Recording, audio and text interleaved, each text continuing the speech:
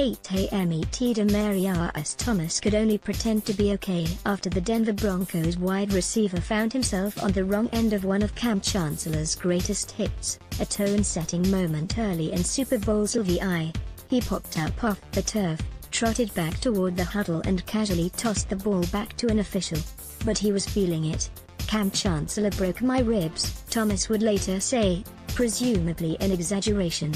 "My first catch, I got declated. I got hit probably from here, back 3 yards the opposite way. And I got up quick because I wanted to feel like it didn't hurt, but it hurt bad." If Chancellor, the Seattle Seahawks' iconic strong safety, is indeed done playing football as he indicated in a lengthy message posted to Twitter on Sunday because of a neck injury he suffered last season, then it will have been an innocuous-looking hit in the closing minutes of a victory over the Arizona Cardinals that ended his career. But it was the massive, devastating hits like the one he put on Thomas that helped define it. Here are, in no particular order, 5 of the most significant moments of Chancellor's career. "Wow, I just got hit by a very big man." Vernon Davis said the hit Kam Chancellor put on him in Week 16 of the 2012 season, which shook the rain right off his helmet, was probably the hardest hit he'd ever taken. Stephen Brashear/Getty Images Chancellor had already established himself as one of the NFL's most punishing defenders by 2012. His third professional season and second season as a starter. Still, the hit he laid on 49ers tight end Vernon Davis in Week 16 of that year was enough to make your jaw drop. Davis leapt to catch a Colin Kaepernick pass near the front corner of the end zone and was met on his descent by Chancellor, who launched his 6'3", 230-pound frame directly into Davis's chest, knocking the ball loose and leaving Davis with a concussion. "It was crazy, man. He just hit me so hard, I just got up. I didn't know where I was going." Davis later recalled in an interview with the Washington Post, "I kind of lost my memory a little bit. I just got up like this. My face was just like I just didn't know what happened. I was like, wow, I just got hit by a very big man. He hit me hard." You know what he told me? He said, "Shake it off. It's all right. Shake it off." I'm like, "I can't remember anything. You tell me to shake it off? How about you go shake it off, buddy?" That was quite a hit. That was probably the hardest hit I had. This wasn't the first big hit Chancellor delivered, nor did it have the biggest effect on a game. But arguably none resulted in a more impressive collision than this one. And this play, which came during a Sunday night walloping of the eventual NFC champs during a stretch of 3 consecutive blowout victories, might as well have unofficially marked the Seahawks' arrival as contenders. Worthy of leadership, Chancellor became the voice of Seattle's defense, the alpha in a group full of alphas. But it didn't happen right away. After Chancellor signed his latest extension last summer, Pete Carroll was asked to think back to when he started to realize that the Seahawks had something special in Chancellor. The coach revisited a conversation he had midway through Chancellor's rookie season in 2010, in which Chancellor expressed some reluctance to assume a leadership role. Carroll had seen how Chancellor handled himself and saw in him the type of player others would follow, so he pulled him aside one day and encouraged him to start asserting himself whenever he felt comfortable. "You're the real deal. You're busting your tail. You do everything we want," Carroll told him. But Chancellor was backing up veteran Loa at the time, playing primarily on special teams and only occasionally on defense. He didn't feel he had earned the right. He said, "Coach, I can't do that," Carroll recalled. "And I said, come on, you can," trying to urge him on. And he said, "I'm not doing enough yet. I'm not doing enough playing to be able to say anything or take that position," which I thought was perfectly admirable. When it came back around in the middle of his second year, it started to happen. He is such a natural leader that he took over. I thought that was a real good statement that he wanted to be worthy when he took the lead to it. The point is, you could see it early. He has all the right stuff. Chancellor's leadership weighed heavily into Seattle's decision to extend him a second time last summer.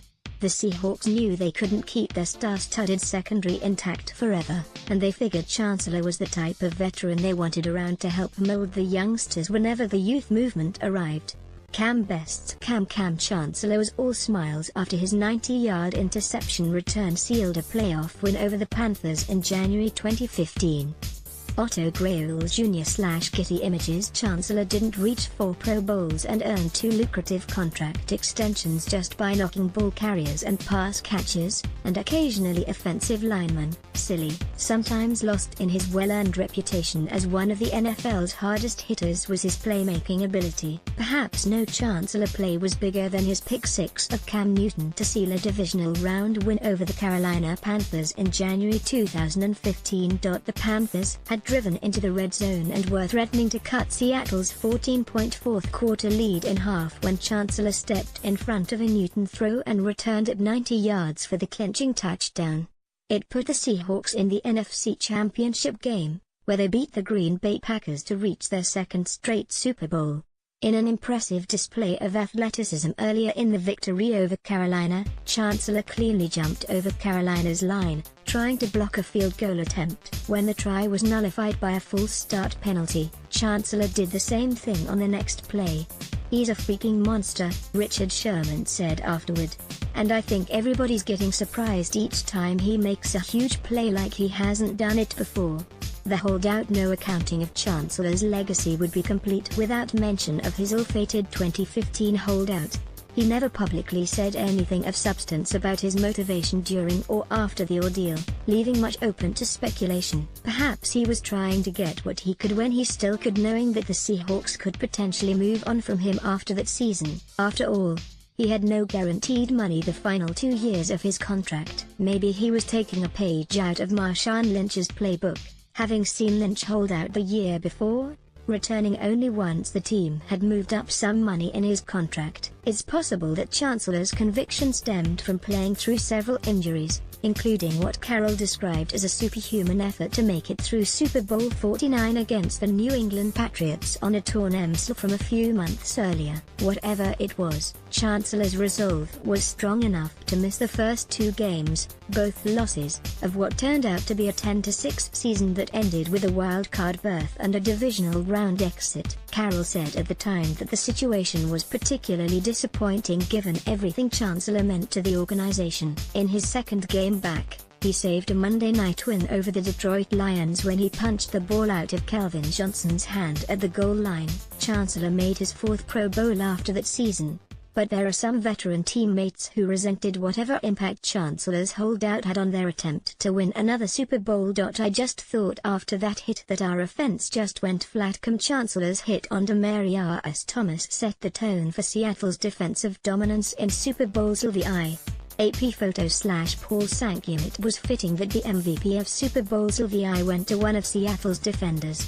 The Seahawks held the highest scoring team in NFL history to all of 8 points. Linebacker Malcolm Smith won the award after returning an interception for a touchdown and recovering a fumble, but many felt it should have gone to Chancellor instead.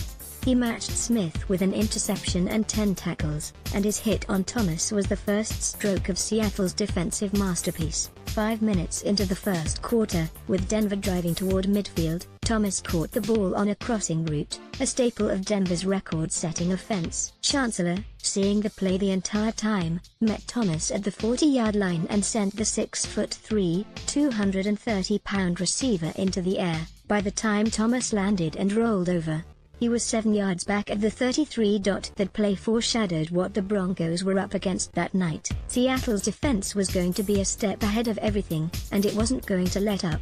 "I just thought after that hit that our offense just went flat," Thomas said. "It went flat.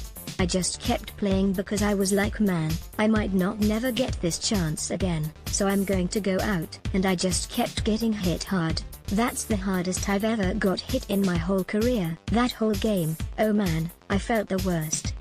Thomas was asked if he felt like the game was over at that moment.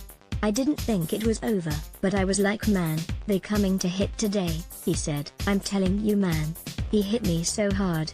So hard. That's the hardest I got hit in my whole career."